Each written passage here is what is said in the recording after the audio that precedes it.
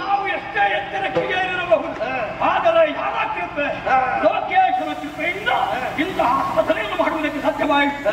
ಅವನು ಮೆಚ್ಚಿದ ಅಂತಾದರೆ ನಾವೇ ಸಗಿದ ಕಾರ್ಯ ಸಾಧನಾ ಪಥದಲ್ಲಿ ಮುಂದೆ ಇರುವುದರ್ಥ.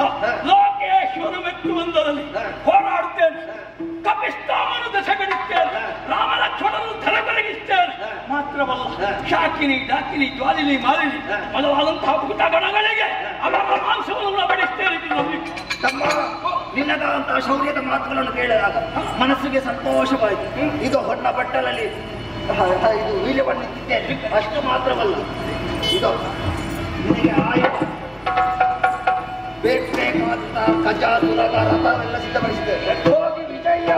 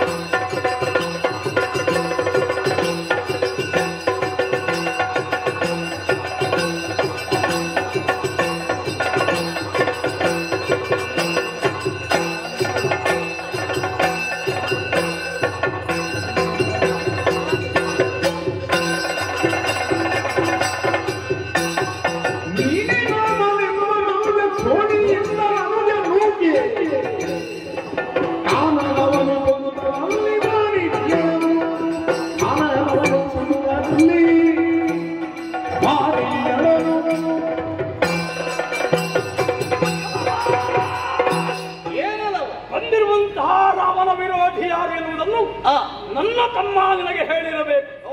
ತುಂಬಾ ಶ್ರವಣನೇ ಸರಿ. ಇದೀರಾದಂತಹ ಅಷ್ಟೂ ಮಂದಿ ವಾನರರನ್ನು ರಣಚನದಲ್ಲಿ ಜಯಿಸುತ್ತಾ ಮುಂದುವರಿಯುತ್ತಿದ್ದಾರೆ. ಕೋದಂಡ ಧನುರ್ಬಾಣಗಳು ಸಿದ್ಧನಾಗಿ ನನ್ನೆದುರು ಯುದ್ಧಕ್ಕೆ ಬಂದೆಯೇನು? ನೀನೇ ಯಾರೋ ರಾಮನೆಂಬ ಮನುಜ.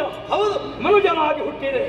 ಯೋಗ ಯೋಗ್ಯತೆ ಹಣೆ ಬರಹ ಎಲ್ಲವೂ ನಿನಗೆ ಕೈ ಕೊಟ್ಟಿದೆ ಎನ್ನುವುದು ನಿನ್ನ ನಡತೆಯಲ್ಲಿ ಗೊತ್ತಾಗಿದೆ. ನಿನ್ನ ತಮ್ಮನಾದಂತಹ ಭರತ ನಾಡಿನಲ್ಲಿರಬೇಡ, ನಾಡು ನನ್ನದ್ದು, ನಡೆ ಕಾಣನಕ್ಕೆ ಎನ್ನುವ ಹಾಗೆ ಆಜ್ಞಾಪಿಸಿದರಂತೆ. ಬೇರೆ ದಾರಿ ಕಾಣದೆ ಸೀತೆಯೊಂದಿಗೆ ಕಾನನವನ್ನು ಸೇರಿದೆ. ಕಾನನಕ್ಕೆ ಬಂದೆ, ಹೆಂಡತಿಯನ್ನು ಕಳಕೊಂಡೆ. ಈಗ ಕಳಕೊಂಡ ಪತ್ನಿಯನ್ನು ಪಡೆಯುವುದಕ್ಕಾಗಿ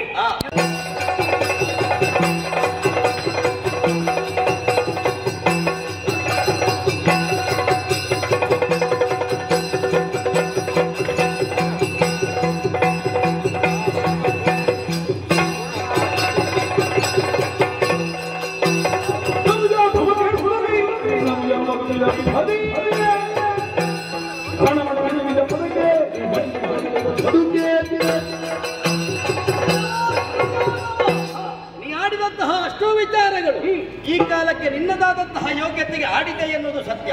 ಭರತ ಆಡಿದ್ದು ಹೇಗೆ ಬಲ್ಲೆಯ?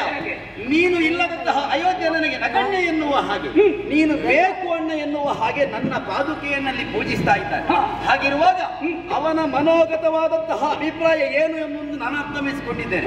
ಹೀಗಾಗಿ ನೀ ನನ್ನನ್ನು ವಿರೋಧಿಸುವುದಕ್ಕೆ ಬಂದೆ ಅಂತಾದ್ರೆ ನಿನ್ನಲ್ಲೇ ಹೇಳ್ತೇನೆ, ಬದುಕು ಎನ್ನುವುದು ನಿನಗೆ ಬೇಕು ಅಂತಾದ್ರೆ ಸೀತೆಯನ್ನು ಎನಗೊಪ್ಪಿಸಿ ಶರಣಾದ್ರೆ ಒಳಿತು, ಇಲ್ಲ ಅಂತಾದ್ರೆ ನಿನ್ನ ಶಿರಚೇತನವ